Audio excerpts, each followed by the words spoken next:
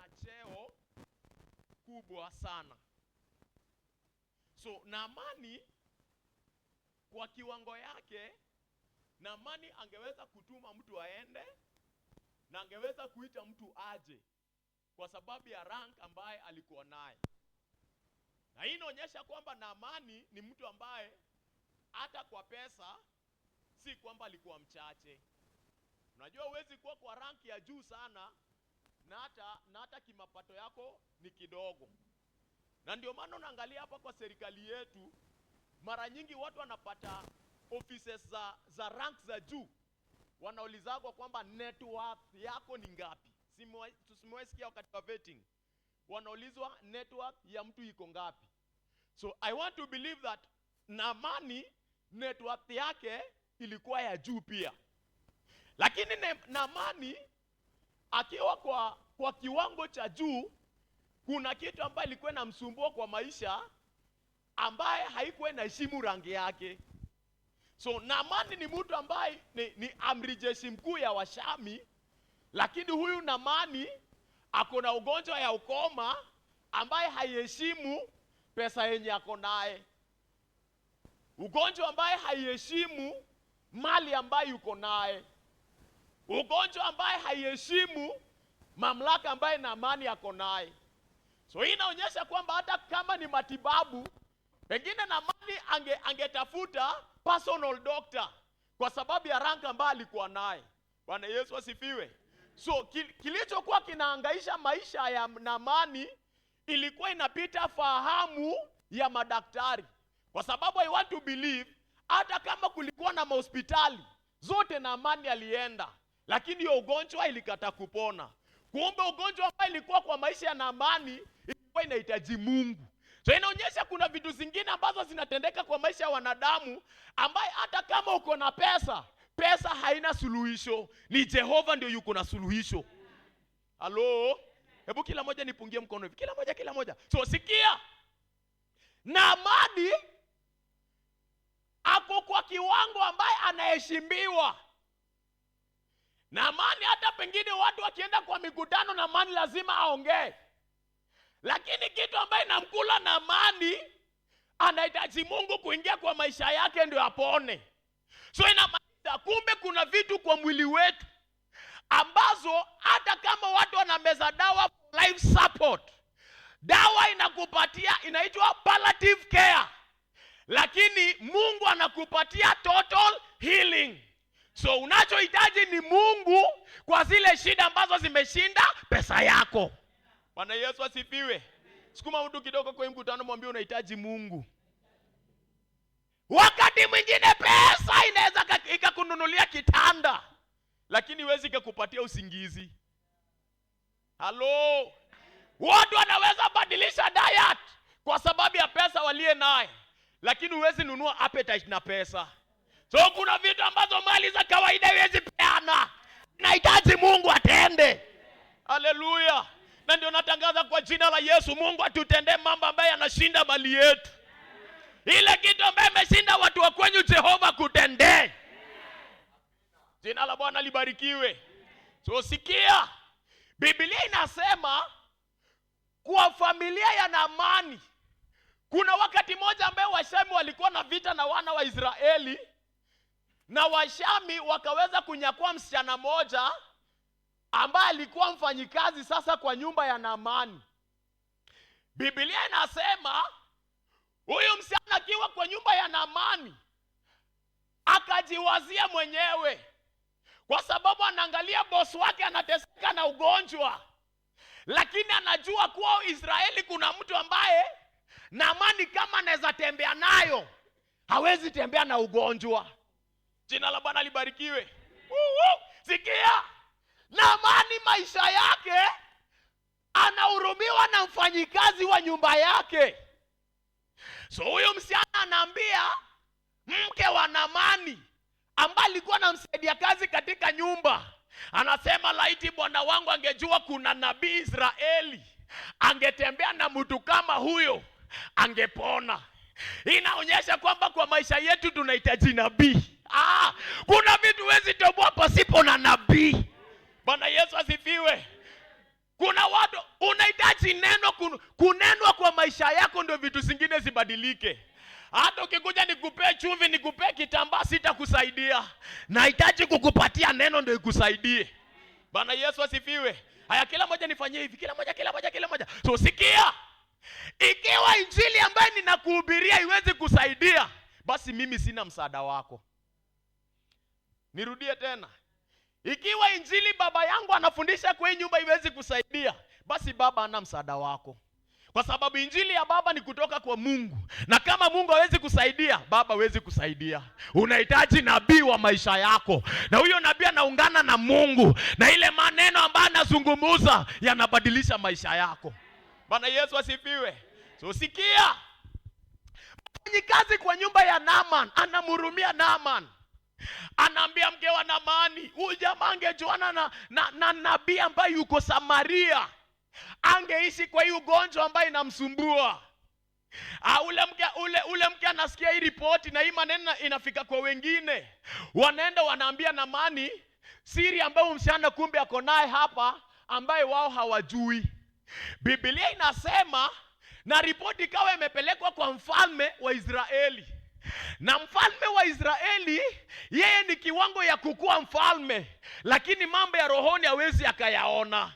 Bwana Yesu asifiwe.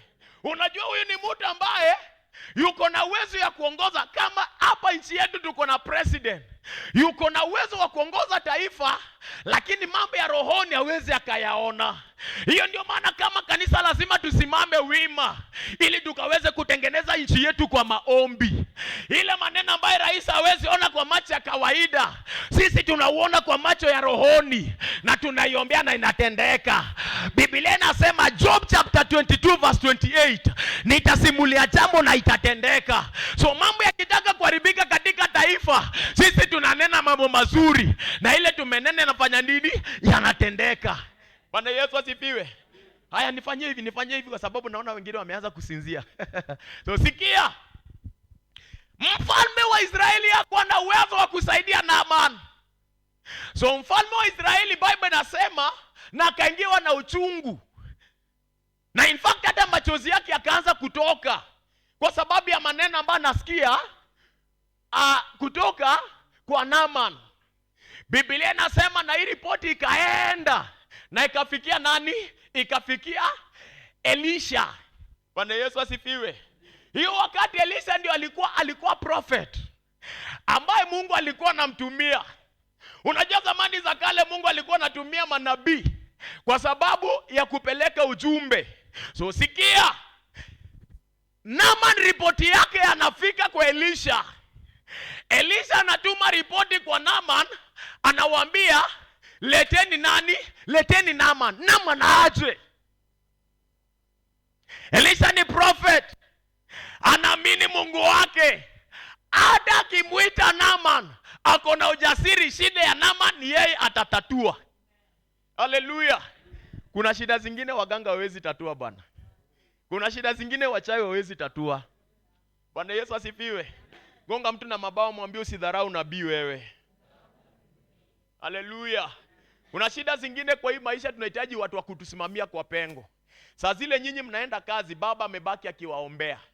Hata shetani asimame afanye nini, lazima mtabarikiwa. Kwa sababu kuna mtu amesimama nyuma yenu. So mnahitaji huyo nabii.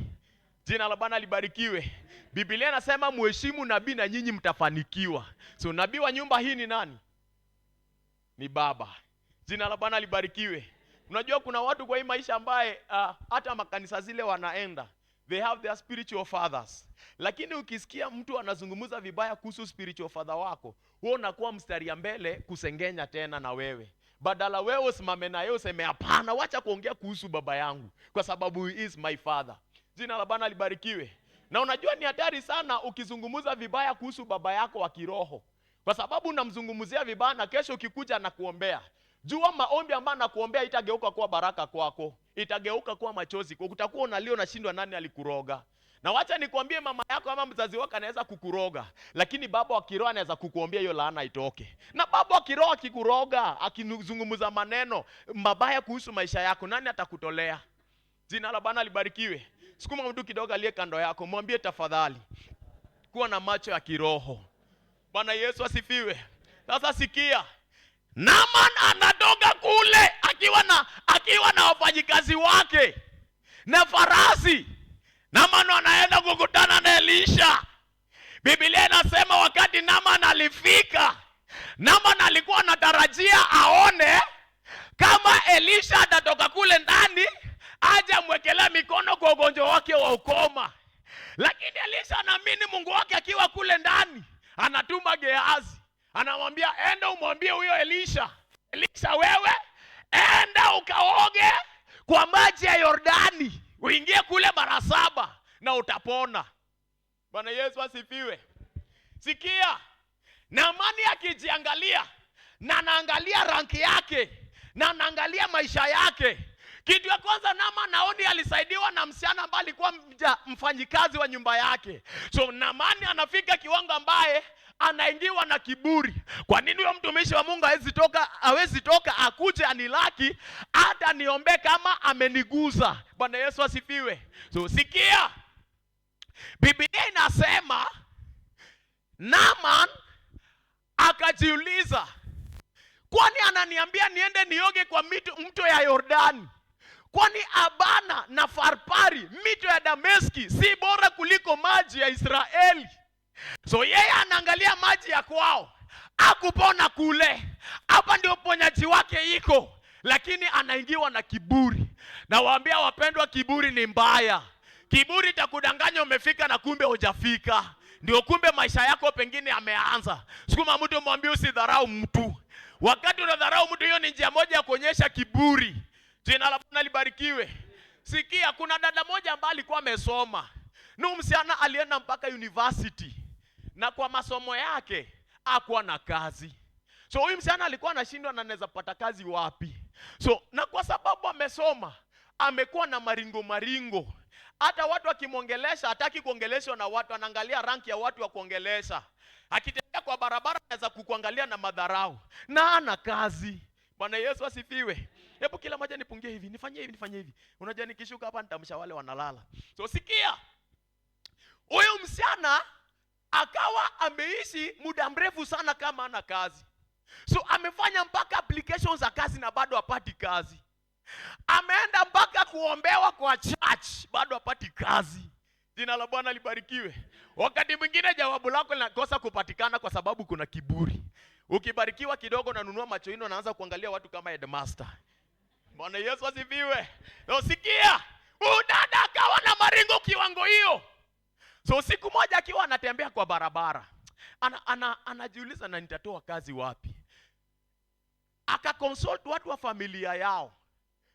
Wakamwambia, kwa sababu umetafuta kazi ukashindwa, itabidi wewe ufanye nini? Ujifungulie kazi yako, ufanye biashara yako wewe mwenyewe. Huyu dada akiwa anatafuta njia ya kufungua biashara, anatafuta nafasi pa kuweka kazi. Hiyo nafasi pia na maringo yake, anatafuta kazi, anatafuta nyumba ya kazi na bado hapati. Haleluya. Kumbe huyu dada Mungu anamfundisha kitu, asidharau watu. Akikutana na watu hapa, wale watu wanachomanga mahindi kwa barabara na wadharau. Siku moja ametembea, ametafuta nyumba, anakosa. Ako na 20 bob kwa mfuko yake, akasema, na kwa sababu safari yangu bado ni ndefu, acha ninunue mahindi hapa nikulange polepole nikitafuta bado nyumba. Akiwa hapo kwa Masai anapepeta, anauliza Masai anamuuliza unataka ya ngapi? Masai anaambia Masai anataka mahindi ya 20 bob. Then sasa zile Masai anampepetea. Akauliza Masai swali moja, Masai, na kwa nini mahindi mara nyingi ziuzangwi kwa nyumba, mahindi zinauzangwa tu kwa barabara? Masai akamwambia, kwa barabara hapa ndio watu wengi upita. Kwa sababu hii mahindi ingekuwa tunataka kuiza kwa nyumba, hata kuna kakioski kiko hapa ndani. Alikuwa anatafuta kioski, na kwa madharau yake Mungu amemfundisha nunue mahindi ya 20 bob yenye nunuagi. Sasa anapata kioski. Sukuma mtu mwambie usidharau mtu. Maana Yesu asifiwe. Kiburi imefanya watu wengi wameanguka. Mtu amepewa tu cheo kidogo kwa church, ashaanza kujigamba. Nilisikia mtu mmoja akisema kwa church yetu, sisi ndio tunakuanga watu wa kusema kwa hiyo kanisa. Wakati nilisikia akisema hivyo, nilienda nikamwambia, wewe hiyo kiburi chako kuanzia leo hauko kwa hiyo post tena. Jina la Bwana libarikiwe. Na alikuwa demoted na siku hizi ananyenyekeaga, nikisema left hata yeye anasikia ni left. Kwa sababu niliona mtu akiingiwa na kiburi asiposaidiwa, inamaanisha kwamba huyo mtu maisha yake hatajasaidika. Bwana Yesu asifiwe. Sasa yoyote ambaye amebarikiwa kupata cheo kwa nyumba ya Mungu ama popote, hauhitajiki kuingiwa na kiburi. Kwa sababu ikiwa Mungu ameingia kwa moyo ya ule mtu akakubariki, wewe tukuza Mungu na upende wengine. Hello? So sikia, Bible inasema Naaman baada ya kuuliza Abana na Farpari miti ya Dameski si bora kuliko maji ya Israeli. Wale ambaye Naaman alitembea na wao wakamuita Naaman kando, wakauliza, na Naaman tukuulize swali. Ingekuwa mtumishi wa Mungu angekuambia neno kubwa, je, aungelifanya? Naaman mwenyewe anajirudia anasema, na hata angenitisha pesa mingi ningetoa. Na basi kwa nini kitu kidogo ambaye amekuelezea usiufanye? Watu wengi wanaanguka kwa sababu hawataki advices zile wanapewa. Wanataka wafanyiwe vitu kubwa kubwa ndio wanaamini kwamba wamesaidiwa. Bwana Yesu asifiwe. Na sikizeni, mimi sometimes I always regret. Na nilisema kwamba kuna vitu zingine kwa hii life siwezi nikarudia. Nakumbuka miaka ya zamani, kuna a certain lady ambaye alikuwa amefungua kazi. Na akiwa anafanya hiyo kazi, alikuwa anafanya kazi kwa kibanda ya kuuza. Na akiwa kwa hiyo process, siku moja akaja kanisani akiniambia, pastor, biashara yangu ni mbaya na hata imeanguka. Sina pesa ya kurudi soko. Haleluya. Na kwa sababu mimi ndio baba yake, nikatafuta pesa yenye nilikuwa nayo nikampatia 3,000. Nikamwambia, shika hii pesa, endo fufue nayo biashara yako uendeleze. Alienda akaleta bidhaa yake na kaendelea na kazi yake. Baada ya wiki moja tena ikawa pesa yote sijui alikuwa nakula ama kuliendaje, tena biashara imeanguka. Ikawa ako naibu ya kurudi kuniambia biashara tena imeanguka. Sasa akiniona anapiga kona. Swali rahisi, huyo mtu anaweza kuja church? Nani amemfukuza church?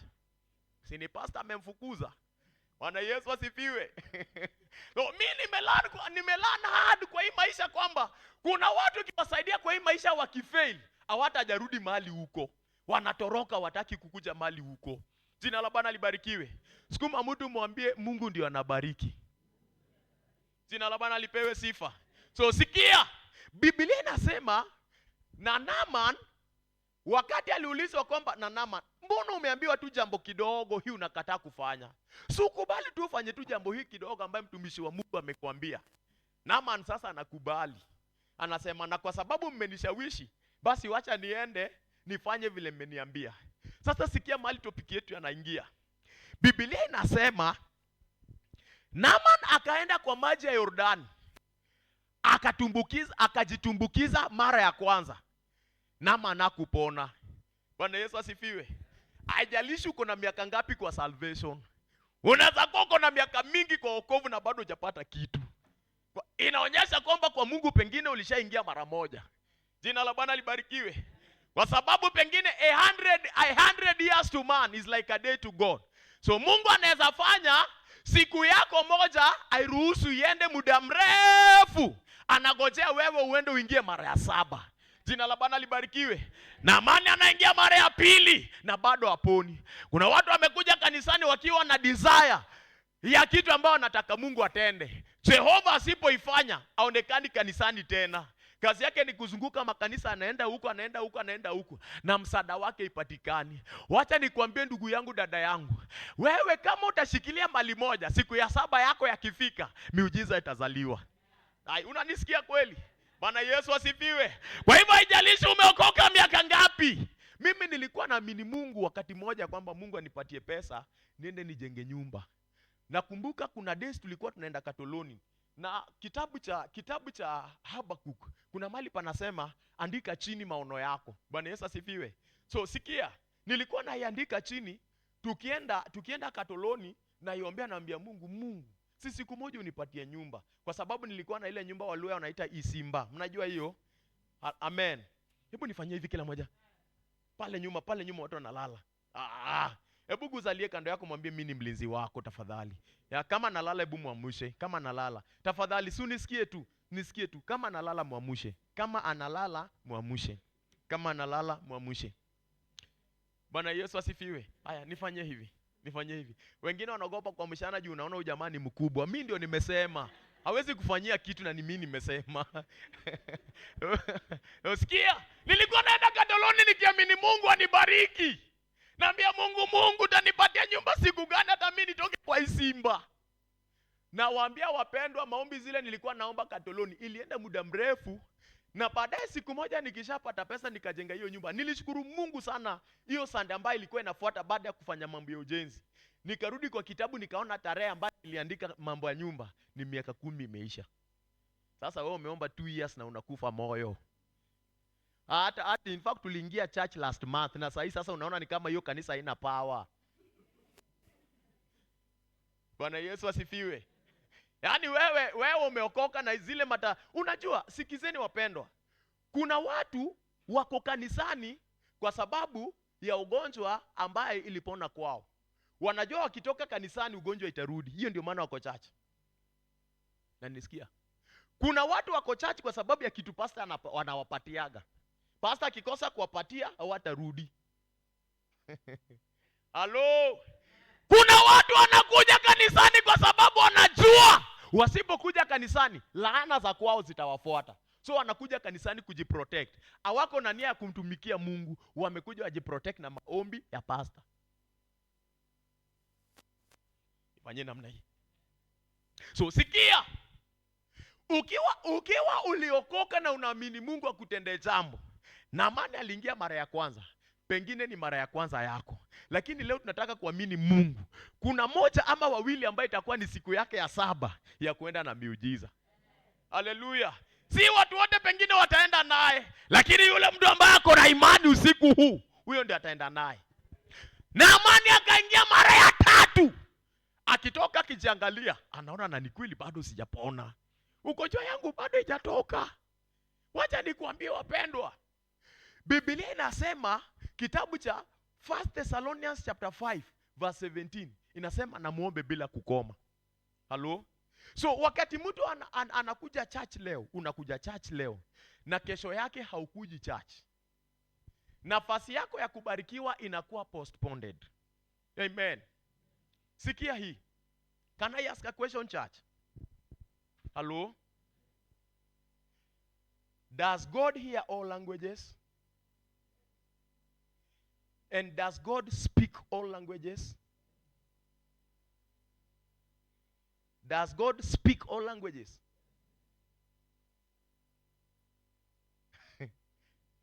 Question again. Does God hear all languages? And does God speak all languages? Nani mwesikia hapa Mungu ameongea Kiluya na yeye? Mungu ameongea na wewe Kijaluo. So nimeuliza, does God hear all languages? Yes. Does God speak all languages? Sasa hapo si mnaona sasa mnarudi kwa sense zenu. Bwana Yesu asifiwe. Sikizeni wapendwa. Ile kitu tuna miss kwa Mungu ni kwamba we always speak to God. He hear us. Lakini sisi hatujui Mungu anazungumzanga lugha gani ili tuweze kuambatana na yeye.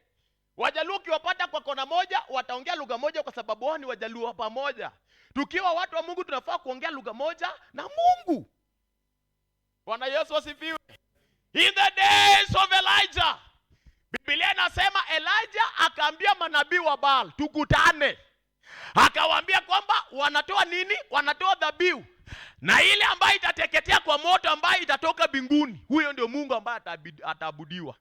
Biblia inasema wakaanza kulia, wakaanza kujikata ili Mungu wao ajibu dhabihu ifanye nini? Iteketee. Na dhabihu haikuteketea. Biblia inasema kuna masaa wakati ilifika, Elijah akawaambia, pengine Mungu wenyu analala ama Mungu wenyu hasikii. Bwana Yesu asifiwe. So akamwambia pengine Mungu wenyu asikii, endeleeni kumuita. Mwishowe si walishindwa? Biblia inasema na Elijah akafanya nini? Akaita Mungu wa mbinguni, na nini ikashuka kutoka juu mbinguni? Bwana Yesu asifiwe. Nini ilishuka kutoka juu mbinguni? Moto ilishuka. Bwana Yesu asifiwe. So language ya Mungu kwa wakati ilikuwa ni nini? So sikizeni wapendwa. Wakati Elijah alimuita Mungu, Mungu alizungumza kwa lugha ya Elijah. Moto kashuka juu mbinguni. Usipokuwa moto, basi inaonekana kwamba kuna vitu kwa maisha yako hutajaondoa. Kwa sababu lazima uwe moto kama Mungu ndio ushinde. Lazima upatane na Mungu katika kwa kukua moto. Prayer and fasting inakufanya kuwa fiery, na unashinda vita ambazo zinainuka kwa maisha yako. Haleluya. Na ndio maana Paulo anasema, na nyinyi watu mlianza katika roho, na mnataka kumaliza katika mwili. Nyinyi wa Galatia, nani aliwaroga? Bwana Yesu asifiwe. So sikia, ili tushinde vita, lazima tuzungumuze language ya Mungu. So Naaman anataka uponyaji. Bible inasema na akaingia mara ya 4 Naaman hakupona. Lakini kwa hii process ya kuingia katika maji ya Yordani, Biblia inasema siku yake ya 7, wakati wake wa 7 wakati ulifikia, Naaman alijikuta amepona, nyama ya mwili wake akarejea kama mtoto mdogo. Natangaza usiku wa leo kwa jina la Yesu, yale mambo ambayo umegojea kwa muda mrefu, umelifungia ukiamini Mungu atende. Umeenda pengine fasting ya 21 days na 40 days. Zingine hata pengine umeenda siku 100 tendeke jatendeka. Leo tunatangaza kwa jina la Yesu, mbingu ya moto ifunguliwe siku ya 7. Upokee kitu ambaye imekuleta kwa mkesha. Natangaza mbingu ifunguke tena kwa ajili ya maisha yako, familia yako ipone. Natangaza mbingu ifunguke kwa sababu yako, nyumba yako inawiri. Natangaza mbingu ifunguke mara ya 7, uone ushindi wa Mungu kwa hema yako. Haleluya. Sukuma mtu kidogo, mwambie sifanani na wewe. Haleluya. Mwangalie kama analala, mwamushi. Mwangalie tu kama analala. Mwangalie kama lali, peana high five. Peana high five. Peana high five. Peana high five. Peana high five. Peana high five. Jina la Bwana libarikiwe. Sikia wapendwa, ukikuja kanisani ile kitu ulikuwa unahitaji haijatendeka, rudi tena uombewe. Hujasikia? Ukikuja kanisani upate watu wana fast, na ujiunge na wao na ufast na ikose kutendeka, siku nyingine tena ukisikia fasting, endelea tena na fasting na wao, kwa sababu siku yako ya 7 inaelekea. Bwana Yesu asifiwe. Ukikuja kanisani mwambie baba, dadi niombe kwa sababu ya hii shida. Akisha kuombea uende ukose kutendeka, wewe rudi tena kuombe. Halo?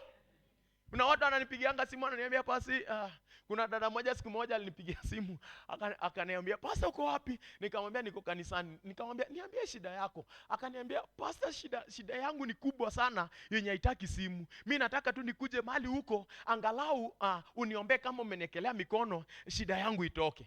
Nikamwambia, "Okay, ni sawa. Uko wapi?" Akaniambia mahali yako. Nikamwambia niko kanisani. Kuja juu alikuwa ananiambia amepewa namba yangu na dada mwingine na ameambiwa mimi ndio nitamsaidia. So wakati alikuja tukaanza conversation, tukafika kwa miaka, akaniambia sasa nimefika 55 years. Bwana Yesu asifiwe. So akafika 55 years, so akaniambia, "Pastor, mimi nataka uniombee Mungu kwa sababu unaona kwa hii miaka yangu tangu bwana yangu akufe sijapata bwana mwingine, na naamini Mungu anipatie bwana. Na nimekuja wewe ukiniombea nitampata." Bwana Yesu asifiwe. Nikamwambia hii ni jambo kidogo, ningekuambia kwa simu ukiwa huko mbali, ungekuwa ushakutana na mtu kwa barabara umeolewa wewe. Bwana Yesu asifiwe. Lakini sikia, alikuja na nikamwombea na akaenda. Na hakupata mzee. Alienda kanisa ingine tena. Hakurudi tena nimwombee Mungu afungulie njia, kwa sababu imani yake ilikufa. Na hivyo ndivyo Wakristo wa sasa. Kitu yakitendeka kwa maisha yao ambayo wanahitaji kurudi tena waombewe hiyo kitu kibaya ondoke, hawarudi tena, wanaenda kutafuta msaada kwingine. Na wacha nikuambie, kule unaenda kutafuta msaada kwingine, huko ndio unaenda kuumia. Sababu kama Naamani alikuwa na pesa na aliingia mara 7, wewe hata huna pesa, kwa nini usirejee tena? Jina la Bwana libarikiwe. Wewe hata Naamani ni mtu pengine hata kama ni assets Naamani alikuwa naye, lakini ugonjwa yake haiponi. Wewe hata kujenga imekushinda. Na ukiambiwa ukuje kanisani watu wako fasting kuji na unataka itendeke. Sikuma mtu mwambie sikia hiyo ujumbe. Bwana Yesu asifiwe. So watu wengi wamekata tamaa, watu wengi wamekufa moyo. Watu wengi wamekuja kanisani wakiwa na high expectation, lakini mwishowe wanakuwa disappointed kwa sababu kilichowapeleka kanisani hawajapokea. Hawakujua kwamba Naamani alirejea. Hata wewe pia ukirejea, pengine mwisho wa mwaka Baba atatenda. Hata wewe ukirejea, pengine next Sunday Baba ataitenda. Hata wewe ukirejea, Jehova anaweza ifanya sasa. Ni nini wewe nakusumbua kwa maisha? Biblia inasema njooni kwangu nyote mliolemewa na mizigo mizito, mimi Mungu nitawapumzisha. Shida ambayo uko nayo usiku wa leo, Jehova anaenda kukupatia pumziko. Bwana Yesu asifiwe. Wengine wamekuja hapa kwa sababu nakumbuka zamani tukiwa pale chini, we were still youths. One of our fellows alikuwa anatafutwa na askari. Tukiwa youth Neema Church, tukiwa pale chini. So tulitengeneza kesha, sijui Mosha kwa wapi. Tukatengeneza kesha usiku. There was a certain man that came. Sitataja jina kwa sababu ya security yangu, mimi si wa huku. Bwana Yesu asifiwe. So tunaomba na yeye akaingia na akakuja na kalala kwa madhabahu. So when he was sleeping, ndugu mmoja akamuuliza, na ndugu yangu, mbona wewe uombe na sisi tunalala? Akasema, mimi wacheni nilale hapa kwa sababu hapa ndio nimepata amani yangu. Kwa sababu nje anatafutwa na nani? Na askari. So ameingia kwa madhabahu, hapo ndio amepata nini? Amani yake. Jina la Bwana libarikiwe. So kama ulikuja kutafuta amani, si Mungu akupatie amani. Kama ulikuja kutafuta fedha, si Mungu akupatie fedha. Biblia inasema atageuza dhahabu ziwe fedha, mifuko yako isitoboke. Mungu akubariki msimu huu. Bwana Yesu asifiwe. So sikia wapendwa, hii dunia ambayo tunaishi, mara nyingi watu wanakata tamaa. Na ukisoma kwa Bible, Biblia inasema John chapter 3 verse 16, recite 1 2 3 go. For God so loved the world. Bwana Yesu asifiwe. So sikia, lakini in the book of Genesis, Bible inasema and God created the earth, the heavens and the earth. Lakini John Bible inasema for God so loved the world. So what is the difference between the world and the earth? Genesis inasema God created the heavens and the earth. Lakini now under the New Testament, Bible inasema for God so loved the world. Kama yeye aliumba the earth, mbona hakupenda the earth? Alikuja kupenda the world. Nani anaweza nisaidia? Bwana Yesu asifiwe. Nani anaweza nisaidia? Kwa nini Mungu hakupenda the earth? He decided to love the world. Yes. Hakuna mtu anaweza give a trial. Inawachache zikiwa ngumu hivi natoanga mpaka pesa na peana. So unaona watu wanajaribu. Lakini leo sina. Yes. Bwana Yesu asifiwe. So sikia. The earth imesimamia viumbe vyote ambazo Mungu aliumba duniani. Lakini now the world is a system that was created by a man to govern them. So Mungu aliangalia the world, which is the system ambayo wanadamu walijiwekea. Na tukiangalia systems imebeba technology. Wasomi kama nyinyi, unaelewa hiyo story? Si kuna technology. Watu wasi wako na maculture zao. Bwana Yesu asifiwe. So Mungu aliangalia dunia, system ambayo wanadamu wameweka, and he decided to love their system. Lakini Mungu akaona na kupitia kwa hii system, salvation pia lazima ipatikane kupitia kwa hii system. Hiyo ndio maana Bible inasema and whoever believes shall not perish. Bwana Yesu asifiwe. Nifanyie hivi namaliza. So sikia, kama Mungu alipenda the system, so inamaanisha kwamba we are governed by the system. We must be blessed in this system. Nasema you must be blessed in this system. Bwana Yesu asifiwe. So mtu ambaye anatembea na Mungu ako na ujasiri. Hata kama nimekuwa disappointed leo, kesho nitaenda kanisani, Mungu atanitendea. Hata kama nimekosa kazi leo, kesho nitarejea niombe Mungu anitendee. Sikuma mtu mwambie wacha kukufa moyo. Haleluya. Muangalie kwa macho mwambie Mungu anakuja. Hello. So wakati mwingine tunang'ang'ana kwa maisha, tunataka kufanya mambo yetu na tunasahau kwamba aliyetuumba ashatupangia mambo mema. Sikia hii wapendwa. Bible ikizungumza ikisema kwamba I have a good plans for you, inamaanisha your plan is not my plan. Mungu yuko na plan zetu zote, lakini vile anakupangia ni tofauti na vile ananipangia. Mnanisikia kweli? So kama ako na mpango yako na kuna mpango yangu, anaweza nitendea kabla ya kutendea. Lakini hata wewe bado ako na mpango njema kwa ajili yako. So leo naomba yule mtu ambaye Mungu amepanga kumtendea mema kutendee. Ana Yesu asifiwe. Lazima tuinuke tutoke kwa maisha ya kung'ang'ana. Wapendwa, umaskini ni mbaya. Na unajua kwa hiyo umaskini ni mbaya, kwa hiyo umaskini ambaye tunasema ni mbaya, tusipofanya kazi kwa bidii, mwishowe tunakuwa na umaskini hohe hahe. Hallelujah. Umaskini mimi nakumbuka there were days we used tunaenda kuboro. Ukitaka kuenda safari unaboro longi. In fact there was a certain cousin yangu aliniomba longi yenye nimenunua bado ni mpya na kaenda naye. Kurudi alirudi kama amerarua na nikamwachia. Bwana Yesu asifiwe. Saa ingine watu wanaweza fika kwa hiyo maisha ambaye tunategemea ni ya mtu tu uende usaidike naye. Lakini tunataka kuamini Mungu. Yule Mungu ambaye tunamtumikia si maskini. Bwana Yesu asifiwe. Kitabu cha 2 Corinthians chapter 8 verse 9. Alikuwa tajiri akafanyika maskini ili kwa maskini wake sisi tubarikiwe. Na kuambia lazima ubarikiwe. Watu wa neema lazima tubarikiwe. Jina la Bwana libarikiwe. So sikia wapendwa. Naaman angeingia mara ya 7 angepona. Wakati watu wanaingia kwa maombi za kufunga na kuomba, huwa usipuzilie. Pengine hapo ndio Mungu anataka kukutetea. Halo? Na unajua kuna maadui ambao wanakushinda nguvu wewe. Hata kama uko ndani ya Kristo, kuna maadui ambao wanakushinda nguvu ambayo inahitaji wewe Kristo akupiganie. Yeye mwenyewe akupiganie. Hiyo ndio maana Biblia inasema na maadui watakapoinuka kama gharika, hao ni maadui ambao wanakushinda. Yeye atainua kiwango. Mungu akuinulie kiwango. Bwana Yesu asifiwe. So sikiza wapendwa. Tunahangaika kwa hii maisha kwa sababu hatujajua maandiko. Tunateseka kwa hii maisha. Hakuna mtu anajua mwisho wake. Halo? Hakuna mtu anajua mwisho wake. Ni Mungu tu anajua mwisho wako. Lakini Jehova kulingana na ushirika wako na yeye, anatengeneza mwisho wako uwe bora kuliko vile ulianza. Pengine ulianza kwa udhaifu, anakupatia nguvu ya kumaliza vizuri. Pengine ulianza kwa kilio, anakupatia neema ya kumaliza kwa furaha. Pengine ulianza kwa kukosa kazi, anakutengenezea kesho uwe na kazi bora. Jina la Bwana libarikiwe. Yule Mungu ambaye tunamtumikia sio Mungu wa kupeana bora maisha, anatupatia maisha bora. Haleluya.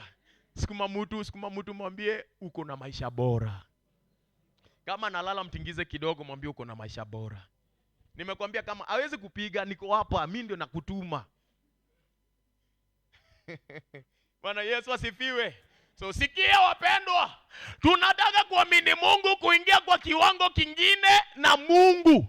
Yaani tunaamini huyo Mungu kuingia kwa kiwango kingine na yeye atengeneze maisha yetu, arekebishe maisha yetu, alainishe maisha yetu, aboreshe maisha yetu. Yale ambayo yametushinda anatupatia uwezo wa kuyashinda. Yale mambo ambayo umelipia pesa hujauona akupatie neema ya kushinda. Biblia inasema na yule mama aliyetokwa na damu alitumia mali yote ambayo alikuwa naye, uponyaji wake haikupatikana. Waganga na wale watu ambao wanaweka vibao, pengine unaweza enda kwa ukifikiria kwamba msaada wako unapatikana. Wacha nikwambie wapendwa, hata mimi kuna wakati niliwahi enda kwa mganga. Na wakati nilifika kwa mganga na ilikuwa ni mbali na nilitumia fare pesa mingi. Akaniambia na pesa yote uko nayo kwa mwili weka hapo. Na sasa akanifanyia maombi na sikuwa na fare kurudi. Nikamwambia na unajua nilitoa mpaka fare. Akaniambia pesa imetoka hapa, hii ni madhabahu irudi yangi. Wengine wamefanyika maskini kwa sababu ya nyumba za waganga. Jina la Bwana libariki. Nakwambia nilitoka hapo kama nakopa fare ndio nirudi. Na hiyo nilikuwa mwisho wangu wa kutafuta hizo msaada. Kwa sababu baada ya hapo Mungu aliniponya. Wacheni niwaambie. Nilikuwa na ugonjwa ambaye ilinishika hapa kwa koo, ambaye nyinyi mnaita tonsils. Amen. Na watafiti wanasema hata mtu akienda kulala na hasira, tonsils zinaamuka. So hiyo siku kuna mtu alikuwa amenikosea. Sana tulikosana nikienda kulala.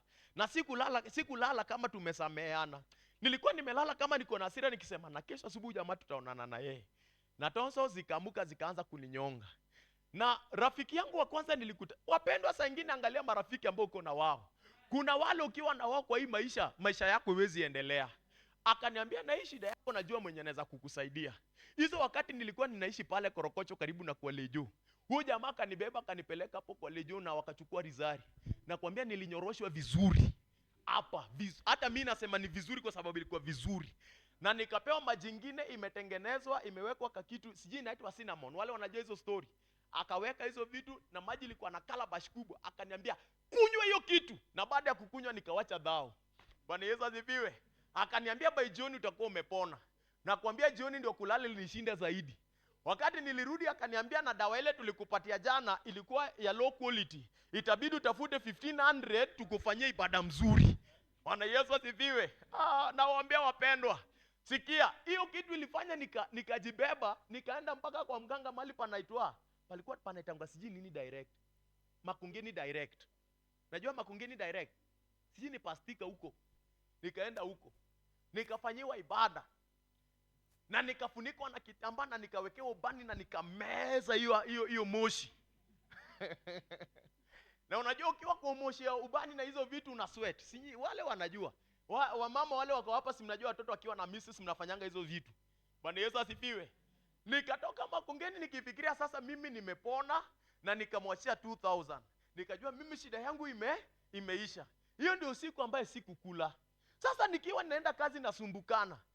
Na rafiki yangu naanza kumwelezea, akaniambia na kwani umeenda hospitali? Nikamwambia na sijaenda hospitali. Na basi kama hujaenda kwa hospitali, si ujaribu kwanza na chemistry. Na mimi natoka kazini naenda Gomongo, naenda kwa chemistry. Daktari ananiambia nimuelezee. Namuelezea vile kulienda, alafu yeye ananiuliza swali. Na inaweza kuwa ukienda kulala ulikasirika. Nikamwambia daktari umenipata. Daktari ananiambia nipe 20 bob. Yaani shida yangu iliponywa na 20 bob na nishatumia more than 3000. Unaona mali ujinga ilinifikisha. Bwana Yesu asifiwe. Mungu atupatie maarifa ya mambo yanatendeka kwa hii maisha. Tukiomba tunaambianga Mungu, may God grant us grace and knowledge to know everything that are stored in the deep world, ambayo wanadamu hawawezi wakaelewa. Jina la Bwana libarikiwe. Jehova akufunulie mambo ya siri usiyoyajua. Na hata wale maadui ambao wanakufuata kichini chini, Mungu akakufunulie watu hao. Na ukikuja kanisani Gania vita ambazo zinainuka kwa familia, zinainuka kwa jamii na zinainuka kwa kambi yako. Bwana Yesu asifiwe. Kila mmoja nipungie mkono hivi. Angalia ile kando yako, muamshe mwambie namaliza. Namaliza ya ukweli. Muamshe mwambie namaliza ya ukweli, namaliza ya ukweli. Namaliza ya ukweli. Jina la Bwana lipewe sifa. So kwa hii maisha, wengine nakanga kanisani mwetu na nauliza watu, "Je, shida itakuja kuisha duniani?" Naulizanga watu. Na wacha niulize watu wa Neema Church ya hapa kwetu. Je, shida itakuja kuisha duniani? Will the problem come to an end? Hakuna mtu akona hiyo answer. Kwa sababu hakuna mtu anajua. Bwana Yesu asifiwe. Will the problems we are facing come to an end? Neema Church.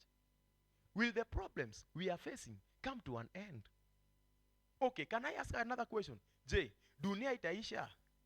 Nauliza, je, dunia itaisha? Na then, will our problems come to an end? Bwana Yesu asifiwe. Okay, Jim arise. Jim uko na shida ya pesa. Na Mungu amekubariki na pesa nyingi mpaka ile shida yako ya pesa imeisha. Shida yako haijaisha? Si wewe yako imeisha? Si mwingine apambane na yake? So wapendwa, shida inaisha. Bwana Yesu asifiwe. Pastor, Mungu akishakutendea, si wewe amekutendea amemaliza yako? Si mwingine apambane na yake? So sikia, kwa hii safari ya kumtazamia Mungu, tunaamini Mungu shida zenye tunapitia ziishe. Na leo nakuombea kwa jina la Yesu shida zako Nairobi, sijui wapi, wewe ufanye nini? Wewe ushinde. Hallelujah. So we are affected na challenges ambazo zinatupata kwa maeneo. Na unapata kwamba we are struggling with life, na struggling ambayo tuna struggle nayo sio sisi wa kwanza kwa kukua kwa hiyo situation. Kuna watu ambao walikuwa kwa hiyo situation. Lakini the difference between us and them is that Bible inasema without faith we cannot please God. So inamaanisha kwamba hata kama walipitia shida wakashindwa, sisi tuko na imani tutashinda. Wewe kuwa na imani, utafanya nini? Utashinda. So natangaza leo kwa jina la Yesu, lazima tutarudia tena Mungu asimame na maisha yetu. Tutaenda tena kwa Bwana hata kama tulikuwa disappointed. Watu wanaweza kukudisappoint. Mtu anaweza kuambia kwamba siku fulani nitakupatia pesa. Ikifika hiyo siku anakuwa mteja. Inamaanisha kwamba amekudisappoint na pia amekufail. Lakini kuna Mungu ambaye yuko mbinguni hata kufail. Jehova hata fail kwa sababu yeye hajawahi shindwa. Watu wanaweza shindwa, hata rais anaweza shindwa, wenye mamlaka na wenye cheo wanaweza shindwa, lakini yule Mungu tumemkujia usiku wa leo, yeye hawezi shindwa. Pengine mtu anaweza shindwa kwa sababu hana fedha, lakini with God everything is possible. Bwana Yesu asifiwe. Patia mtu high five, mwambie utashinda. Hallelujah. Sikia. Mtu akienda anunue nguo mpya na wakutane na mwingine ambaye ako na nguo mzee. Hao watu ukikaa na wao pamoja, si utasema tu huyu nani ako na nguo mpya? Bwana Yesu asifiwe. Na si wale wako na Mungu kwa hii mkesha, Mungu awavalishe mavazi mpya. Mavazi ya heshima. Mfanyike chombo cha heshima hata kwa familia. Mfanyike chombo cha heshima kule mmetoka. Simama kwa miguu yako. Tunataka tuambie Mungu atuvalishe mavazi ya heshima. Wale watu waliokudharau, umekuja kwa Mungu, pengine ni siku yako ya 7 kama Naamani. Naambia Baba, mimi nataka tu nivalishe mavazi ya heshima. Niheshimiwe kwetu, niheshimiwe na familia, niheshimiwe na jamii. Pengine wewe ni mtu ambaye mapato yako ama kiwango yako haijaruhusu watu wa kwenyu wakusikie. Lakini ule Mungu ambaye tunataka kufanya maombi yake ya kumaliza, tunaamini Mungu atatuvalisha mavazi ya heshima na tufanye kuwa chombo cha heshima. Hallelujah. Wow, si tunaweza kuja tu kwa madhabahu tukimaliza, kwa sababu ya muda ambao tumebakisha ni muda kidogo za prayers na kutamatisha, na itakuwa baraka.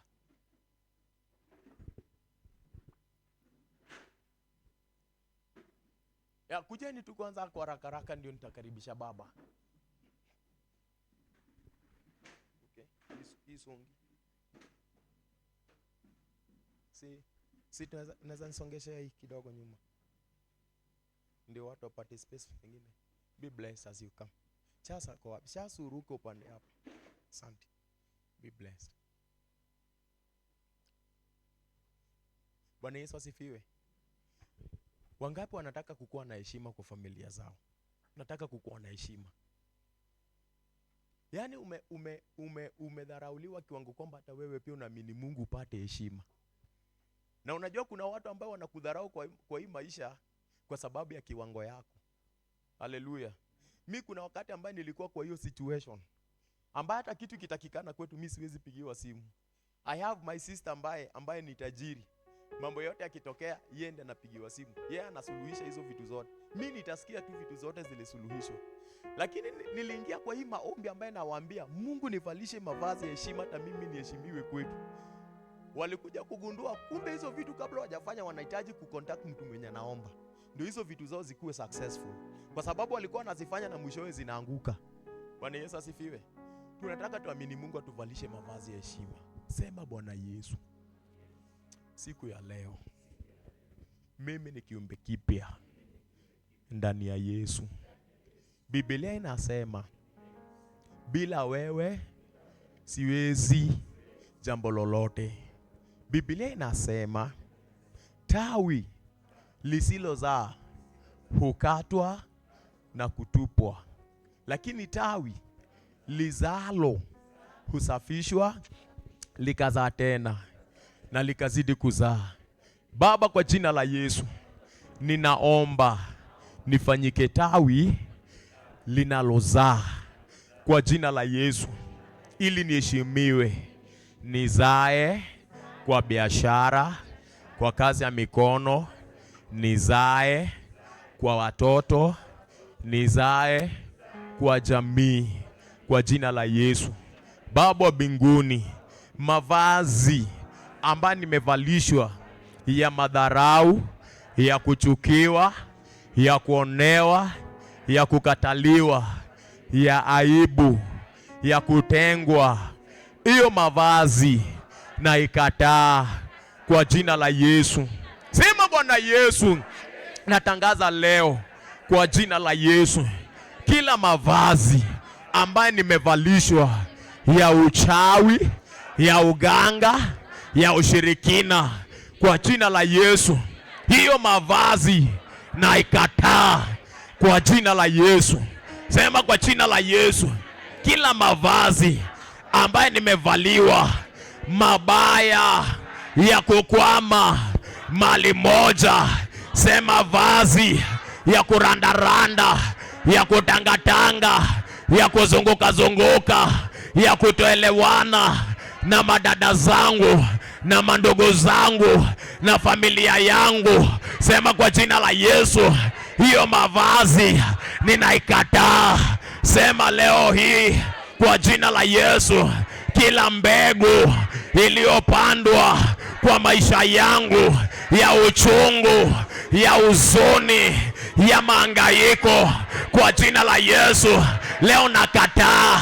Sema natangaza kwa jina la Yesu, mavazi niliyovalishwa ya kukosa kazi, ya kutohesabu faida, kwa jina la Yesu.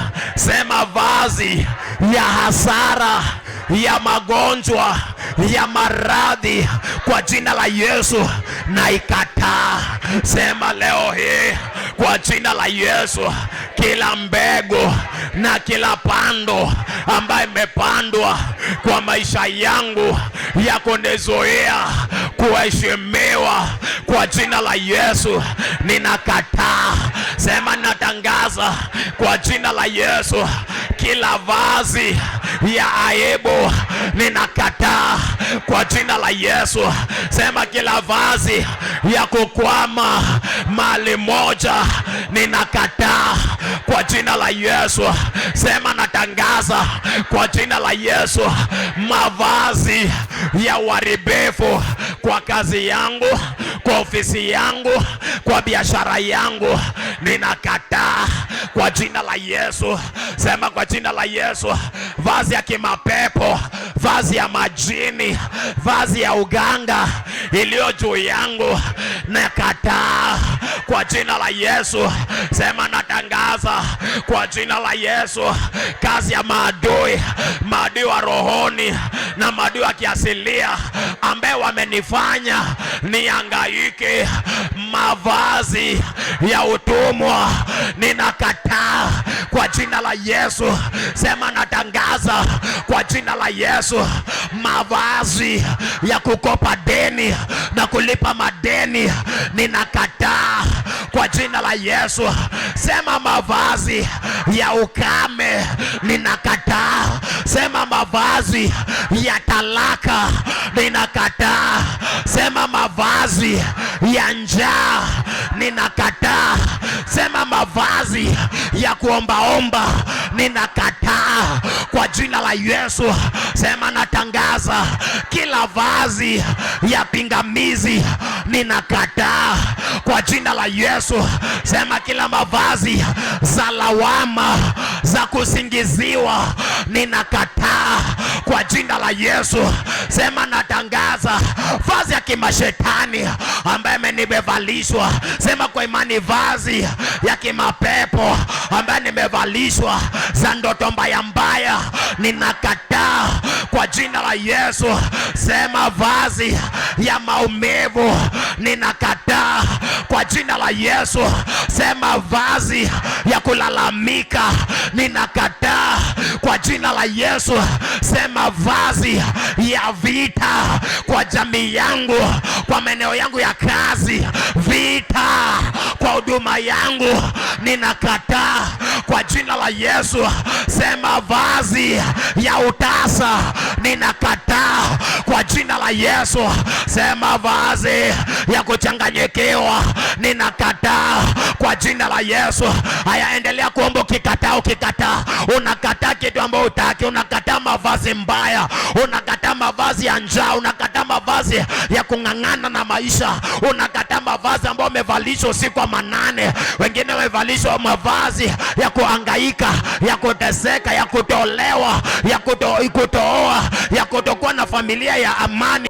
Umevalishwa mavazi ya kila mara ni vita, umevalishwa mavazi ya kila mara ni magonjwa, unatebo hii na ingine yanamuka, ni mavazi ya magonjwa, ni mavazi ya watoto wako kutosoma katika jina la Yesu Kristo. Mavazi ambayo inazuia watoto wako wasisome, mavazi ambayo inazuia watoto wako wasiendelee, hiyo mavazi tunaikataa. Where are your voices church? Watu ambao wanakataa kila vazi. Unajua tumerejea mara 7 tukipinga kila vazi ambayo tumevalishwa. Umevalishwa na watu wa familia yenyu waliokuendea kwa mganga, waliotaja nafsi yako kwa ulimwengu wa giza, wanaoita jina yako kwa ngome za mapepo. Katika jina la Yesu unatangaza, mimi nakataa hiyo vazi ambayo nilivalishwa. Mimi nakataa vazi ya kurandaranda. Unarandaranda ukitafuta kazi, mpaka kazi kutafuta kazi imegeuka kuwa kazi, na pengine na wewe ulivalishwa hiyo mavazi ya kutokuwa na kazi mjini. Unaikataa kwa jina la Yesu, unaiondoa kwa maisha yako katika jina la Yesu Kristo. Kila mavazi ambayo umevalishwa kwa maisha ya kufanya uhangaike na uteseke, hiyo mavazi tunakataa. Kila mavazi ya premature death kwa familia yenu, hiyo tunakataa kwa jina la Yesu. Kila vazi ya mysterious death kwa jamii yenu tunakataa katika jina la Yesu. Endelea. Jitie nguvu katika Bwana. Jitie nguvu katika Bwana. Kila vazi ambayo umevalishwa kutokuwa na kazi, kila vazi ambayo umevalishwa kwa kutojua, hiyo unaondoa kwa maisha yako katika jina la Yesu. Hiyo vazi ya kimapepo unaiondoa, hiyo mavazi ya shetani unaiondoa, hiyo mavazi ya kuzimu unaiondoa, hiyo mavazi ya makaburini. Wengine wamevalishwa mavazi ya makaburini, umetajwa jina za watu waliokufa, yani wamekuvaa, nafsi zao zinaishi ndani yako. Hiyo ndio tunakataa kwa jina la Yesu. Hiyo tunakataa kwa jina la Yesu. Kila mmoja kata hiyo mavazi mbaya, kata hiyo mavazi ya kung'ang'ana, kata hiyo mavazi ya kuteseka, kata hiyo mavazi ya kutokuwa na kazi, kata hiyo mavazi ya utoazi. Mwanaume haezi akazaa, yani kwa jina la Yesu hauna mbegu. Unakataa hiyo mavazi ya utoazi kwa maisha yako katika jina la Yesu. Unakataa mavazi ya talaka, unakataa mavazi ya vita kwa familia yako na kwa jamii yako katika jina la Yesu. Hiyo vazi mbaya kwa watoto wako, hiyo unakataa kwa jina la Yesu. Natangaza kwa jina la Yesu sawia na neno la Bwana. Jehova ni rungu yetu, tena silaha yetu ya vita. Kupitia kwa Mungu tutaponda vichwa za wafalme ambao ametuvalisha mavazi mbaya. Hiyo mavazi ni kitu ya kiroho, sio mavazi ya kiasili. Haionekani kwa macho ya kawaida, ni mambo ya rohoni. Hiyo ndio tunadili naye kwa jina la Yesu.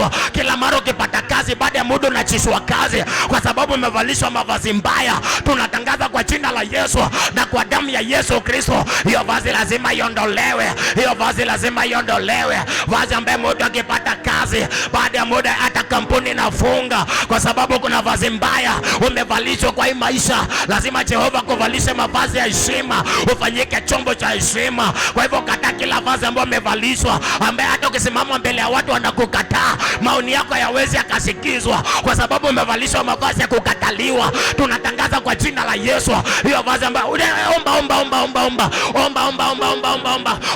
usingunyu, omba. Kemea vazi mbaya ambayo umevalishwa, hiyo mavazi ya kutooa, hiyo mavazi unaing'oa, unaiondoa kwa maisha yako, unaikataa. Unasema kwa jina la Yesu, kila vazi ambaye imewekwa kwa maisha yangu, kila vazi ambayo nimevalishwa, mavazi ya kurandaranda, mavazi ya kutangatanga, mavazi ya maumivu, mavazi ya njaa, usiku wa manane ulali, kila mara ni magonjwa, hiyo ndio tunakataa. Unakemea kwa jina la Yesu. Natangaza kwa maisha yako, nakataa kila kila vazi ambayo umevalishwa, nakataa mavazi ambayo umevalishwa kutokuwa na kazi bora katika jina la Yesu. Nakataa vazi ya kutokuwa na fedha. Wewe pesa ikae kwa mikono yako, ukipata pesa zinaisha kwa vitu zisizo na faida katika jina la Yesu. Hiyo vazi ndio tunaing'oa, hiyo vazi ndio tunaing'oa, hiyo ndio vazi tunaing'oa, hiyo ndio vazi tunaing'oa.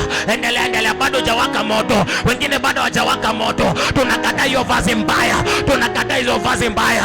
Kila moja nilikwambia language ya Mungu ni moto. Lazima uingie katika moto, lazima uingie katika moto. You must be fiery ili mavazi zingine siondolewe katika jina la Yesu.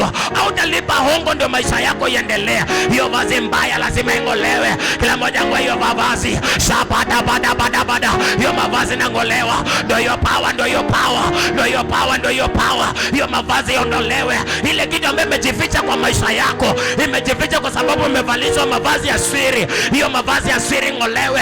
Ujue vitu ambazo zimejificha kwa maisha yako, mama ambaye yako sirini kwa maisha yako. Hiyo ndio tunakataa. Kila moja ondoa hiyo mavazi imewekwa kwa maisha yako katika jina la Yesu.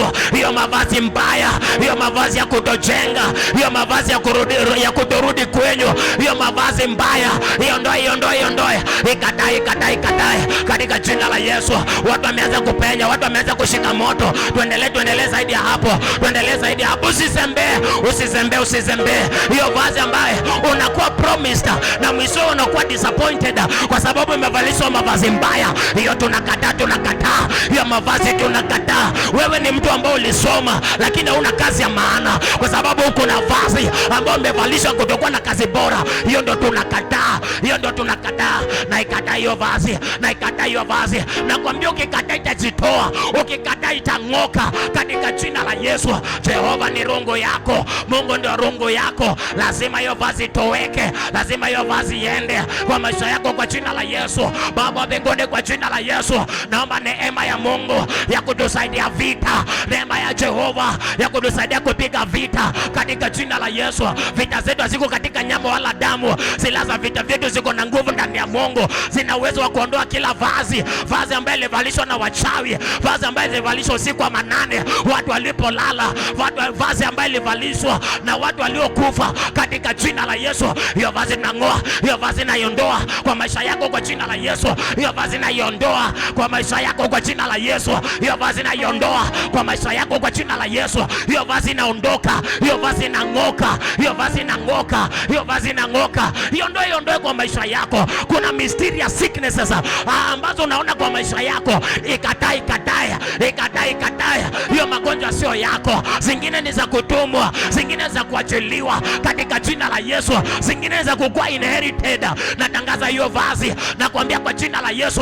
Hata inherited diseases, hizo ni vazi watu wamevalishwa wagonjeke magonjwa ya wazazi wao ama mababu zao. Natangaza kwa jina la Yesu, hiyo lazima ing'oke, hiyo lazima ing'oke, hiyo lazima ing'oke, hiyo lazima ing'oke, hiyo lazima ing'oke, hiyo lazima ing'oke, hiyo lazima ing'oke. Endelea kwa kumaanisha, endelea kwa kumaanisha, endelea kwa kumaanisha, endelea kwa kumaanisha. Hiyo vazi lazima iende, hiyo vazi ya madharau. Yaani unadharauliwa hadi na mtoto mdogo, unadharauliwa mpaka na wale watu hawafai kukudharau. Hiyo vazi iondoe kwa maisha yako, hiyo vazi iondoe. Kazi yako inadharauliwa, biashara yako inadharauliwa. Hiyo ondoa hiyo mavazi, ondoa hiyo vazi mbaya, ondoa hiyo vazi mbaya. Nakwambia pengine ni siku yako ya 7, hiyo vazi inatoweka, hiyo vazi inaondolewa kwa maisha yako katika jina la Yesu. Kila vazi ambaye imewekwa kwa maisha yako itoweke, na iondoa kwa jina la Yesu. Kila vazi ya uganga na iondoa, kila vazi ya kiuchawi kwa maisha yako naondoa, kila vazi mbaya ambayo umevalishwa naondoa, kila vazi ya mateso na iondoa, kila vazi ya kurandaranda na iondoa, kila vazi ya kutangatanga na kiondoa, kila vazi ya mangaiko na iondoa, kila vazi ya kukua mtumwa na iondoa. Nakwambia wewe si mtumwa katika jina la Yesu. Hiyo vazi ya utumwa tunaiondoa, hiyo vazi ya utumwa tunaiondoa. Umeproposiwa na wanaume wengi hadi umechanganyikiwa. Hiyo vazi mbaya kuchanganyikiwa, hiyo ndio tunaondoa kwa jina la Yesu. Hiyo vazi mbaya ndio tunaondoa. Hiyo vazi mbaya tunaondoa. Hiyo vazi mbaya tunaiondoa. Hiyo vazi ya mapepo tunaiondoa. Hiyo vazi ya kusema tunaiondoa. Tunaiondoa kwa jina la Yesu. Naiondoa kwa jina la Yesu. Naiondoa kwa jina la Yesu. Naondoa kwa jina la Yesu. Naondoa kwa jina la Yesu. Naondoa kwa jina la Yesu. Nasha fire kwa maisha yako. Nasha fire kwa maisha yako. Hiyo vazi teketee. Hiyo vazi chomeke. Hiyo vazi teketee. Hiyo vazi teketee. Hiyo vazi teketee. Hiyo vazi teketee. Hiyo vazi chomeke katika jina la Yesu.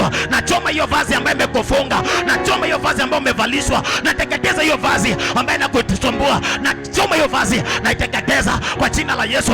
Fire of the Holy Ghost. Fire of the Holy Ghost. Ichome hiyo vazi. Fire of the Holy Ghost. Iteketeza hiyo vazi. Fire of the Holy Ghost. Ichome hiyo vazi. Hiyo vazi ya kuzimu. Hiyo vazi ya kimapepo. Hiyo vazi ya adui shetani ambaye amefunga maisha yako. Natangaza kwa jina la Yesu. Hiyo vazi kwa maisha yako na iteketeza na moto leo. Hiyo vazi ya kutokuwa na kazi na ichoma kwa jina la Yesu. Hiyo vazi ya mahangaiko na ichoma kwa jina la Yesu. Haukuzaliwa urandarande. Haukuzaliwa uhangaike. Natangaza kwa jina la Yesu. Hiyo vazi, hiyo vazi, hiyo vazi. Ndio hiyo moto, ndio hiyo moto, ndio hiyo moto. Ndio hiyo moto, ndio hiyo moto. Ndio hiyo moto. Shada dadaba. Ndio hiyo moto ya kuchoma kila vazi mbaya, kila vazi ya kuzimu, kila vazi ya kimapepo ambaye imeinuliwa kwa maisha yako katika jina la Yesu. Kila vazi mbaya, kila vazi ya waliokufa, kila vazi ya walioaga katika jina la Yesu. Hiyo vazi na choma, hiyo vazi na teketeza za disappointment katika jina la Yesu. Hiyo vazi na teketeza, hiyo vazi na teketeza, hiyo vazi na teketeza. Moto wa Bwana ichome hiyo vazi ya shetani, hiyo vazi ya waliokufa, hiyo vazi kwa jina la Yesu. Sema spiritual husband, ndio hiyo foto, ndio hiyo moto, ndio hiyo moto ichome hiyo vazi, hiyo vazi mbaya ambao livalishwa, ambao litiwa, hiyo vazi chomeke. Tangaza Holy Ghost fire, tangaza fire, nachilia fire, nachilia fire, nachilia fire, nachilia fire, nachilia fire, nachilia fire, nachilia fire. Kila vazi sio yako iondolewe kwa jina la Yesu. Kila vazi sio ya maisha yako iondolewe kwa jina la Yesu.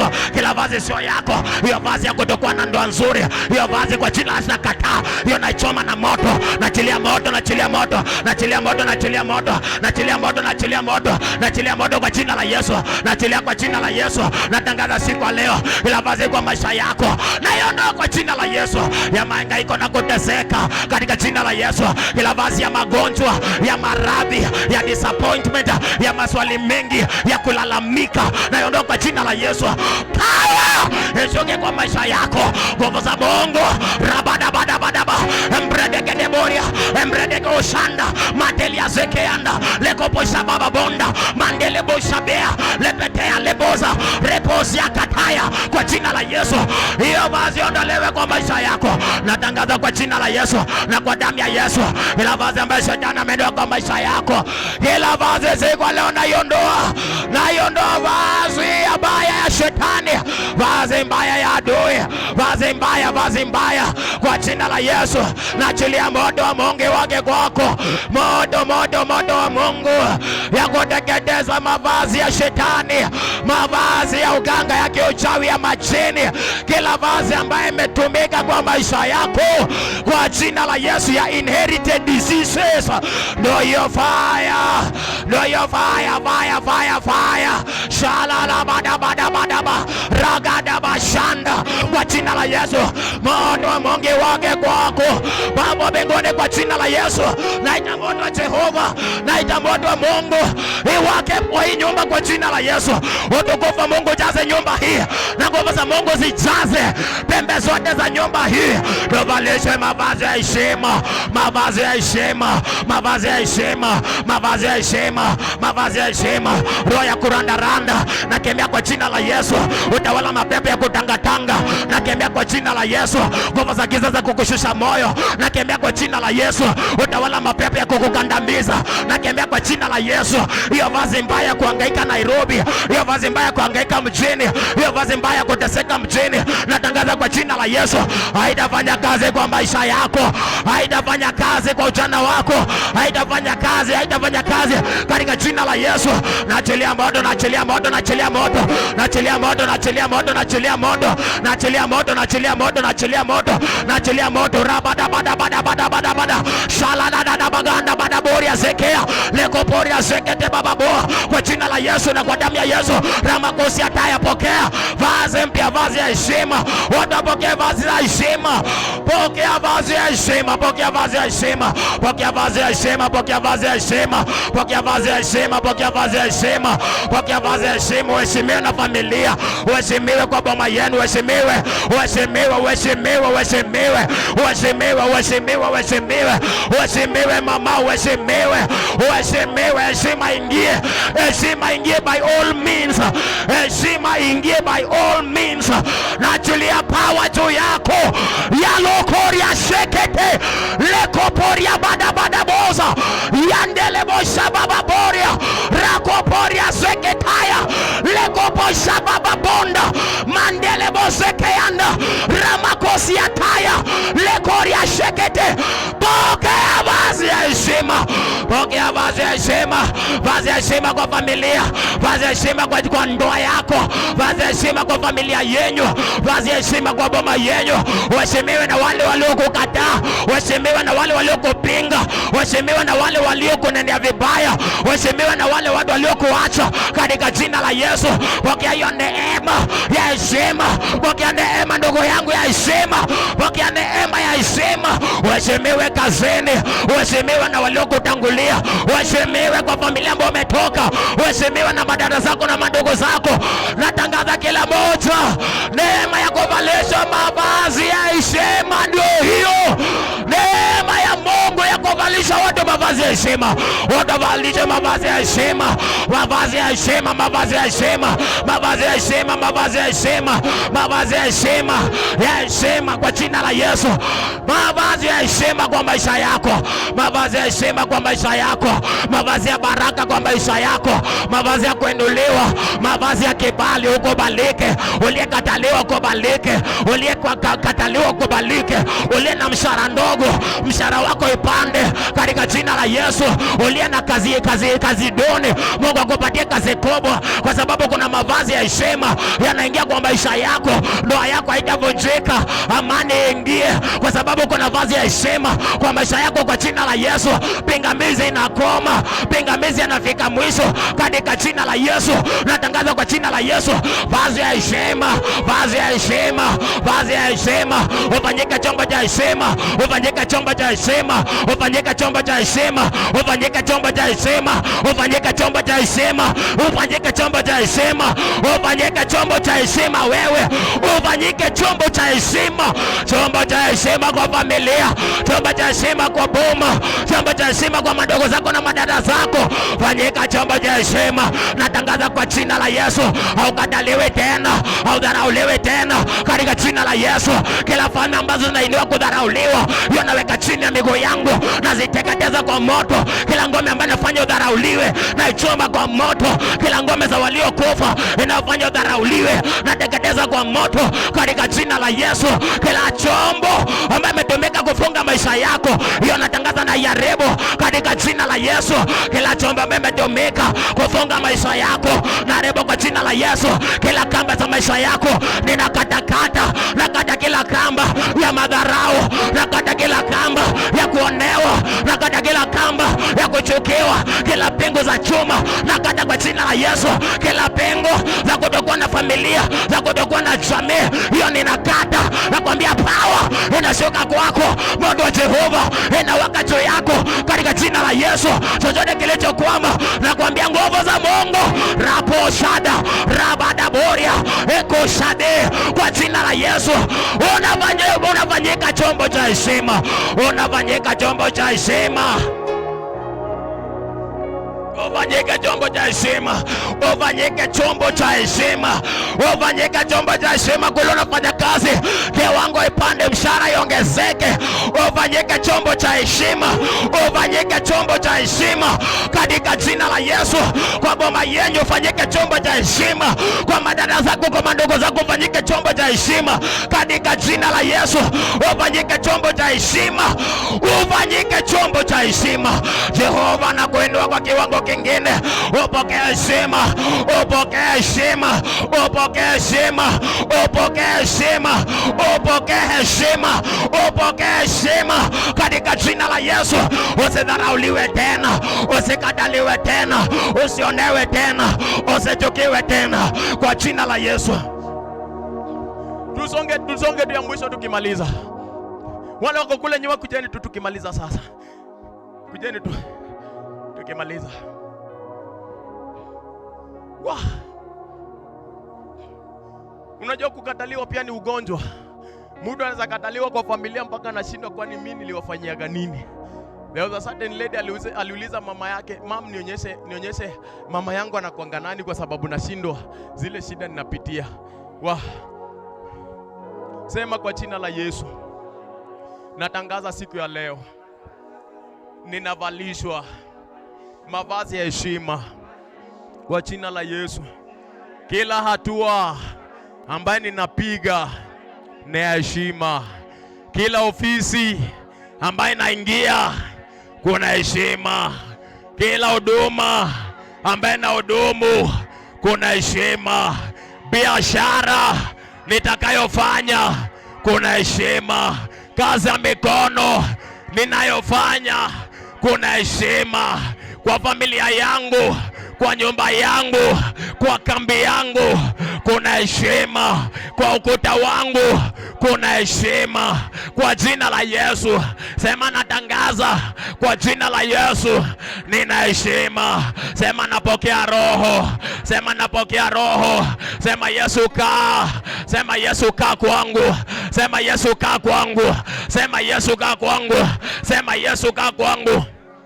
Sikia, tulikuwa tunajifunza asubuhi kwamba wakati Yesu alitisha donki akitaka Bible inasema na donki baada ya kukuja Yesu akaipanda. Haleluya. So tulikuwa tunajifunza kwamba ni vizuri Yesu akalie mtu. Na mara nyingi sisi kwa maisha yetu tunakaliwa na magonjwa, tumekaliwa na madeni, tumekaliwa na vitu vibaya vibaya. Badala Yesu atukalie, ni vitu vibaya zimetukalia. Sema kwa jina la Yesu, Yesu nikalie, Yesu nikalie, niwe chombo cha heshima. Sema Yesu nikalie, niheshimiwe, nipendwe, nisikizwe. Sema Yesu nikalie, nione ushindi kwa jina la Yesu. Sema Yesu nikalie, Yesu nikalie. Sema ninafungua malango ya moyo wangu. Sema kwa jina la Yesu, ninafungua malango ya maisha yangu. Biblia inasema aliye ndani ya Yesu ni kiumbe kipya. Wote waliompokea amewapa uweza wa kuwa wana. Sema mimi ni mwana. Mungu ametuma roho ya mwanawe moyoni mwangu. Sema roho ya Yesu yuko moyoni mwangu. Sema kwa jina la Yesu, Yesu amenikalia, roho amenikalia.